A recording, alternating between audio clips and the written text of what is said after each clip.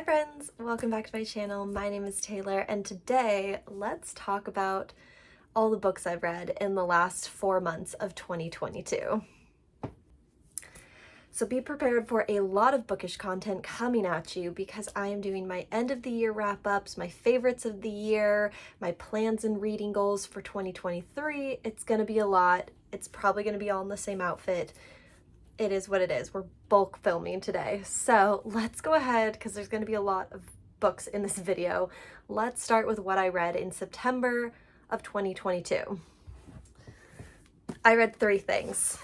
I was traveling, I was moving. September was a crazy month this year, but I read some of my favorite things of this year that month. So starting with Acotar, which is A Court of Thorns and Roses by Sarah J. Maas. This is such a huge book on the booktube community. I really enjoyed it. It's like a Beauty and the Beast-esque retelling starting this whole giant fantasy series. It was really good. I really enjoyed it. I cannot wait to continue in the series. I loved it. And yeah, it's not as spicy as I originally thought that it was going to be because for some reason I definitely thought it had more of a spice factor to it, but it's pretty freaking good and I liked it a lot. Next, I read one of my favorite authors who came out with a new book this year, which is Otter by Catherine Applegate. This is an adorable book about a sea otter named Otter who gets rescued by the Monterey Aquarium. There they do a lot of rehab for sea life in that area. I just think these books are so good by her. She also wrote things like Wish Tree, Willadine, The One and Only Ivan. Yeah, I just really love her stuff. And I think because I live sort of near Monterey and the aquarium, I just think it's a really fitting, beautiful, lyrical story. And I would highly recommend you picking up her middle grade. And the last thing I read in September was another huge fan favorite on the book community, and that is It Ends With Us by Colleen Hoover. I actually really enjoyed this much more than I thought I would. I read it in 2 sittings and have now gone on to pick up a few more Colleen Hoover books that I haven't read yet, but are on my list. And yeah, this is about a girl named Lily who meets a guy named Ryle, and just their relationship, their dynamic, her history with a guy named Atlas. And yeah, it was really good. I didn't expect where it was gonna go. It is a more memorable story, which I like because romance sometimes for me is very fleeting and kind of goes in one ear and out the other, so to speak. But yeah, overall, I really liked this. Okay, let's talk about October. I read 1, 2, 3, 4, 5, 6, 7, 8 things. I read 8 books in October. Starting with, and this isn't particularly the order that I read them, but continuing the Colleen Hoover vibe, I read her newest book, which is It Starts With Us, the sequel to It Ends With Us, which again follows Lily and Ryle and Atlas, and I really enjoyed this. It was a bit predictable, not quite as fun or as interesting for me or as memorable for me as It Ends With Us. It definitely follows dual perspective of Lily and Atlas. I liked the ending. It was a nice wrap up of a lot of things. But yeah, overall, not my favorite.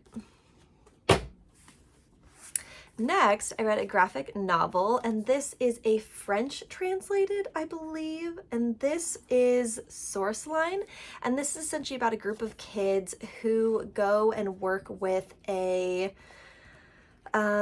what is he called? Like apprenticeship with a zoologist who specializes in magical creatures. A concept of which I actually really loved for this. I need to reread this because I think sometimes for graphic novels, I read through them so quickly that I miss a lot of essence of the story. So I did really enjoy this. The concept is really cool. I think it's becoming a series that's again going to be translated from, I believe it is French, I think. But yeah, I liked this. It wasn't my favorite, but the art is really cute, the story is really cute, and I enjoyed it. Next, I read my absolute least favorite book of the entire year this month, which is Intertwined by Heather Dixon. I slogged through this book. It is so long. It is almost 600, no, it's almost 500 pages, a book of which could probably be cut down through editing down to like 250. This book Oh my gosh, I could not stand this book. I gave it a 1 star. It's so awful. It's like a remake retelling of The Little Princess, but like all of the princesses are interchangeable. None of them stand out. Everyone is a whining baby, and the men are all like, you couldn't figure out who was who. I could not stand this book. I do not like this book. It bothers me because I've had this on my shelves for so long thinking I was going to love it. I hated this book. It was so awful. Cannot stand it. Okay, moving to a happier book. This is Night Book, one of the kind of more spooky reads that I wanted to go to this year. This is by J.A. White. This is a middle grade about a kid who gets kidnapped by a witch in her magical apartment, and he has to try to figure out how to escape. It was fine, a little bit predictable, not totally my favorite. I know there's actually a sequel, I think, that came out this year for it that I'm just fine on skipping. It was fine. Again, the ending kind of got a little weird. It wasn't where I wished that it would go. I'm glad I read it, but not very memorable for me. Next, I read a poetry collection, I Have to Tell You Something by Zara Bass. This is one I think I had pop up for me on Instagram. It was fine. I think with poetry collections, there's always ones that I tend to tag as things that speak to me specifically, but going through this, I couldn't even really tell you, like, I don't know, a lot of poetry collections for me are always kind of the same vein. But yeah, I think this one for me is a little bit forgettable, a little bit kind of fine. It's very Instagram-y type of poetry, nothing really too crazy, as I'm holding it and trying to remember what was in it. Okay, so speaking of a book series that I love and need to reread, because again, I feel like so much when I go through a graphic novel, but this book series, The Lore of Olympus, if you haven't heard of it, it's amazing. It's a Persephone's and Hades retelling in like modern take. It's so good. There's just the only thing that's hard is the art makes it very hard to distinguish between characters. So when you're reading through it, for me, it's hard to sometimes track what's going on within the series. And I very rarely will reread books, so it's hard for me to really remember what happened in previous stories, things like that. I really just need to reread and binge the whole series just to like stay on top of it, because I know the next one is coming out next year. But yeah, overall, it's a really good series. I enjoy it every time I read it, and yeah, highly recommend. Next, another graphic novel, one that I enjoyed, but again, wasn't my favorite, is Demon in the Woods, which is the Shadow and Bone short story that was put out by Leigh Bardugo. I really liked this. The art in it was beautiful. I really enjoyed it. It's a sad story. It's just a little depressing. It does give you more insight into the Darkling's origin and things of that nature.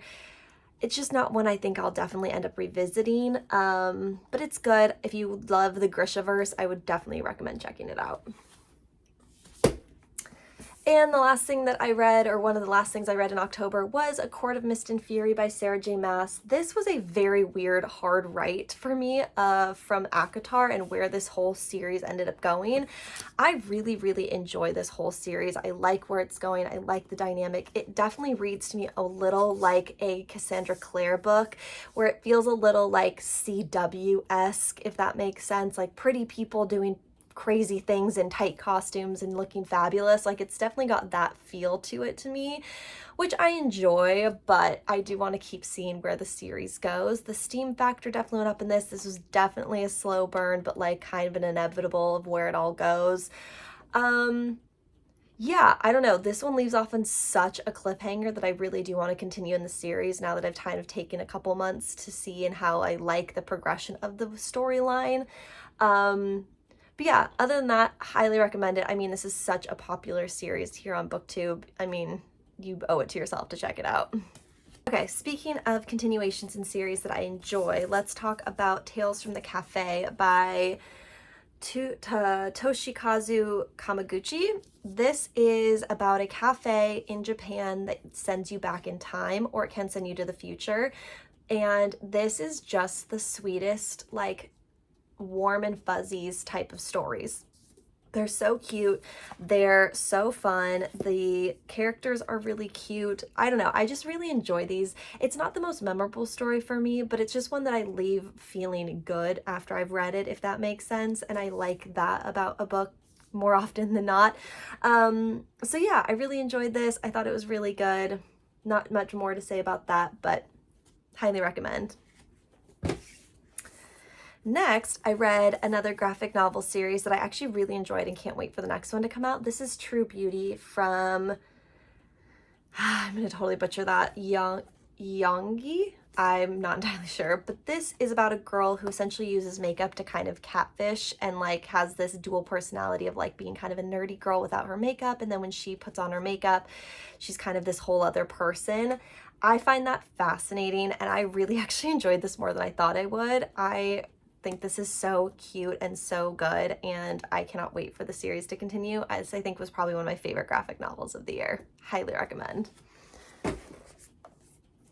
Next, another poetry collection that was fine but kind of funny. This is All Dogs Are Good by Courtney Peppernell. It's poetry about dogs.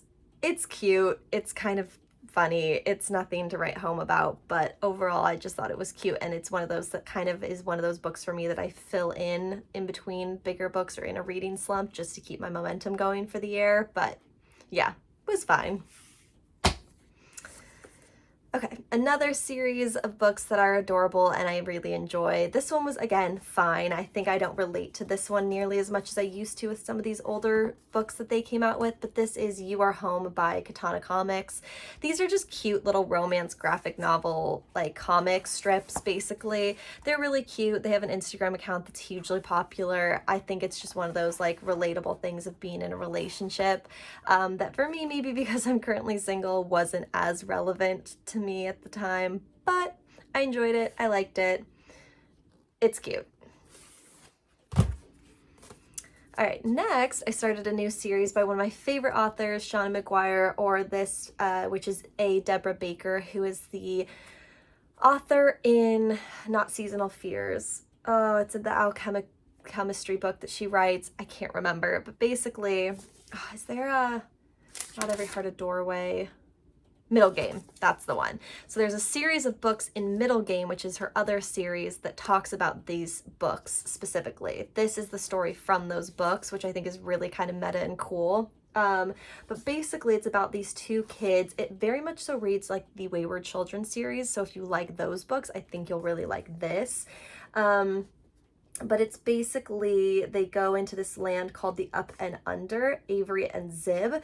And I really, really liked this. I think I did myself a bit of a disservice though with this, because I read it very closely timed wise with Furthermore by Tahara Mafi, which is a very similar vein of story. So I'm a little annoyed with myself for that, but I really, really liked this one. I want to continue in the series because I think there's now 3 books in the series for this one that she's come out with, and really have enjoyed this one, and I want to kind of see where it goes because I think it's really good.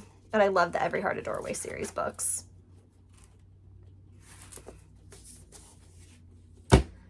Okay, next for a spooky read that I finished in November, that I started in October. This is Scary Stories for Young Foxes, The City by Christian McKay Heidecker. This is a sequel or spin-off to the Scary Stories for Young Foxes book that I read last year, I believe, and really enjoyed. It's just like a middle grade spooky type of story about these foxes and just kind of the adventures that they get into. I think I actually liked this one potentially actually even more than the original Scary Stories for Young Foxes, which is featured aspects of that in here, but the storyline for this flowed a little bit better for me. I liked and was able to follow this one, I think, just a little bit better than the first one. But yeah, overall, I really liked this. I thought it was good. It's a fun, spooky series, and I enjoyed it. Next, I read In Real Life by Cory Doctorow and Jen Wang. This is a graphic novel about a girl who's a gamer, and this was fine. I'm not really totally tapped into the gaming community, so this for me went a little bit over my head with certain aspects of it. It was fine, nothing really great to write home about. Some graphic novels I really enjoy, but I love the art of this person. Jen Wang has also written The Princess and the Dress, or The Prince and the Dressmaker, which is one of my favorite graphic novels, and I really enjoyed that, so I wanted to pick something else up with her art. The story for me just wasn't my favorite. Okay, and the last thing that I read in November that I started in October and finished was Frankenstein. You guys, I finally read Frankenstein. I did it. I've been trying to read this for years and just never was able to fully complete it. It's a classic. We'll start there. I enjoyed it. It's cool to know the origin story for so many of those kind of spin-offs, and it's just so hard for me sometimes to read classics because it's so dry and the language is so metaphorical, and he spends pages talking about the scenery and the nature, and I just don't care. I'm such an action person than like sitting and listening to characters self-reflect for 4 pages. I just can't do, which is a lot of what this is. But yeah, overall, I liked it. I did spark notes alongside of it just to make sure I'm fully grasping what was going on in the story, which overall this is a pretty easy classic to get your head wrapped around, to get the essence of what's being said in the story. But yeah, overall, I really liked it. I just hate the character of Frankenstein. I think he's such a whiny little baby. I just couldn't get on board with it. It was very weird. So yeah, I think he self-inflicted all of his own troubles on himself. But yeah, it was good. I could definitely visualize aspects of the story. But yeah, pretty much he just is constantly fainting and being a little baby, and I'm really glad I read it, but I'm just so glad that I read it so I don't have to read it again. All right, now let's talk about December, the last month of the year in which I read 15 books, but don't get too excited. Some of them are like the Grinch, so let's not get too crazy. But I do love to read holiday books in the month of December, and the first one I read was A Day in December by Josie Silver. This was fine. I'm glad I read it. It was a cute romance, and I was able to get through it in a couple of sittings, but this was one of those aggravating books where you knew where it was going to go. So like when things happened, you're like, okay, well, that's going to have to end for other things to happen. It just was fine. It reminded me a lot of like a 90s, not 90s, like early 2000s movie that I'm blanking on right now. But it was, I'll put the name here when I can think of it, but basically it had that same kind of feel to it of like missed opportunities and missed connections, and if they had just said it then, like who knows where they all would have been and how much time wouldn't have been wasted. So yeah, that was a little hard to kind of sit through. It wasn't my favorite. I liked it. I'm trying to get more into the romance side of things as time goes on, but yeah, overall it was fine. Can you tell a lot of my reading this year was fine? Okay, then let's talk about Shakespeare, A Midsummer Night's Dream. It was a graphic novel. This was cute. I liked the art on this one a lot. This was just very visually stimulating, and liked the graphic novel aspect of a classic. I think it really helps wrap your mind around what's really going on in the story. It was good. I read it in one sitting. Again, it was one of those kind of filler books, but yeah, overall I enjoyed it, and I think I'd actually really enjoy reading the actual play itself just to see how it compares. But yeah, I mean, it's Shakespeare, it's classic. Okay, next we have another poetry collection. This is Healing is a Gift by Alexandria Velasou, and this is, again, Instagrammable poetry, if that makes any sense. There's always ones that speak to me in the moment when I do read them, which is what I end up tagging. This one I think I ended up actually liking more than the other one that I talked about with you guys, just because I think there was more to it that I related to. But yeah, overall, again, poetry books for me, little hit or miss, but this one I did enjoy. Okay, next, let's talk about the Game of Thrones graphic novel by George R.R. Martin. This I actually really loved. I actually have the whole rest of the series that I need to get to next year, or, you know, and I really enjoyed it. This actually follows the books, not the show. So there's a little more in this that is encompassed. The art of it is beautiful. They have a section at the end that talks about the process of like the art and everything like that, which is really, really cool and I always find really interesting. So yeah, I really, really liked it. I can't wait to continue on in the series. My roommates and I are actually watching the show currently, so it's fun to kind of read along with it. And yeah, this was really good. I'm really excited to continue the series of this. Okay, next we read in one sitting a childhood favorite of mine. This is the Nancy Drew Notebooks, The Sandcastle Mystery by Caroline Keel. This is so short, so sweet. I literally read it, I think, in about 10 minutes. It's just about Nancy Drew and a sandcastle mystery gone wrong. It's light, it's fluffy, it's middle grade. I liked it. It was nostalgic. Not too much else to say. Next, for another Christmassy type read, this is The Snow Globe by Sheila Roberts. This was cute. I really liked it. It takes place with these three friends set in Seattle and just different things that happen through their lives when they come across this magical snow globe. It was cute. It was cheesy. It read very much like a Hallmark movie. One of the girls in my mind definitely got screwed over in the bargaining of the book, or like what kind of happens with them versus the other two girls. I liked it, but it wasn't, I think, worth keeping and like going back to in future years, but I thought it was cute. I enjoyed it and it was fun.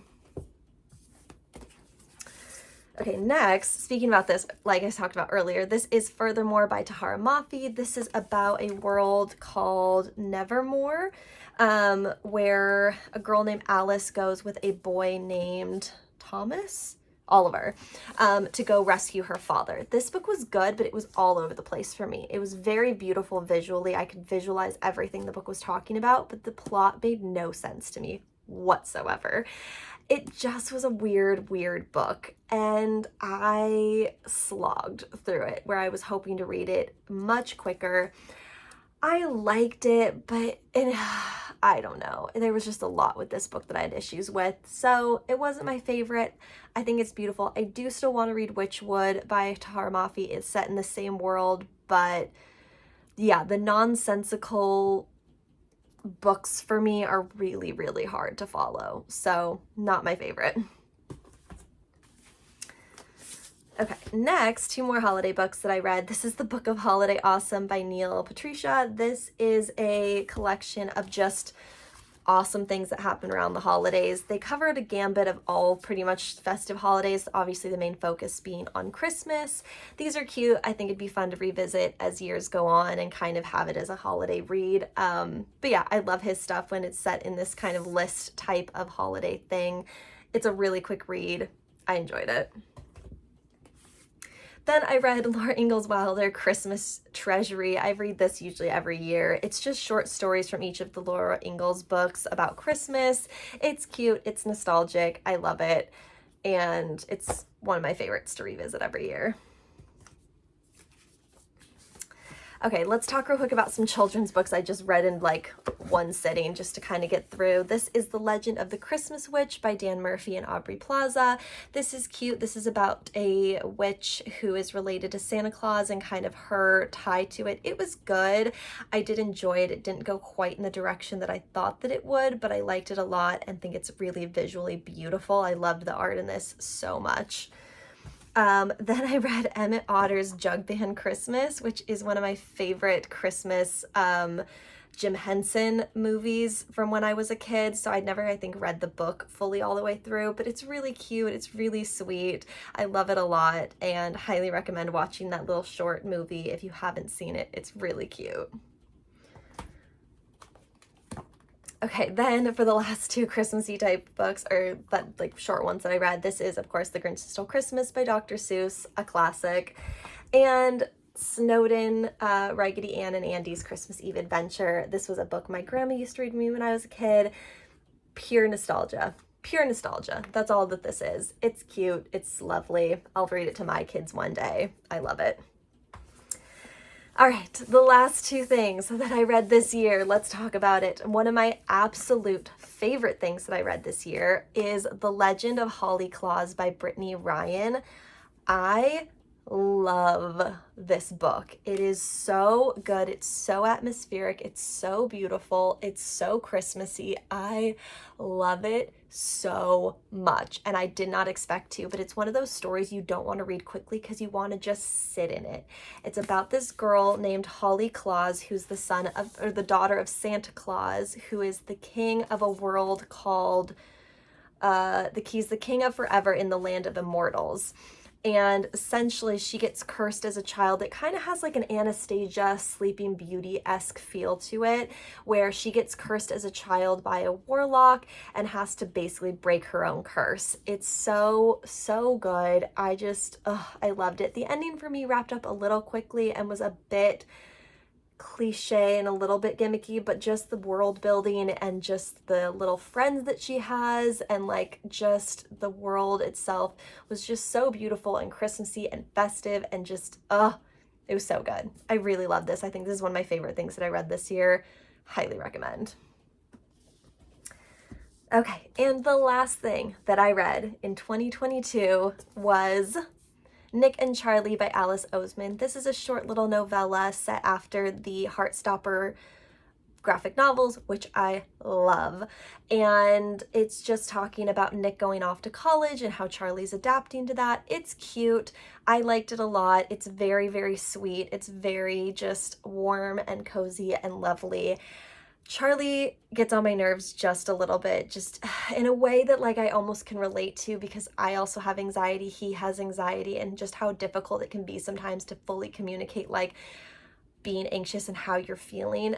But overall, I just thought this was so cute. It's so short, it's so sweet, but just they're so cute and the like images are so adorable. I just think they're adorable and cute, and I just love them. I think they're great, and I cannot wait for the next season to come out of the show. It's chef's kiss. All right, friends, so that is everything that I read in the last 4 months of the year.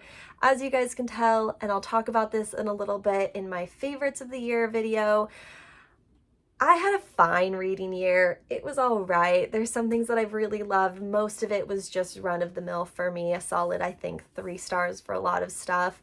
But yeah, overall, I hope you guys enjoyed. I hope you guys also had a great reading year. Let me know down in the comments below what some of your favorite books were that you read this year. Give this video a thumbs up if you liked it. Subscribe to see more of my face. And I will see you guys in the next one. Bye!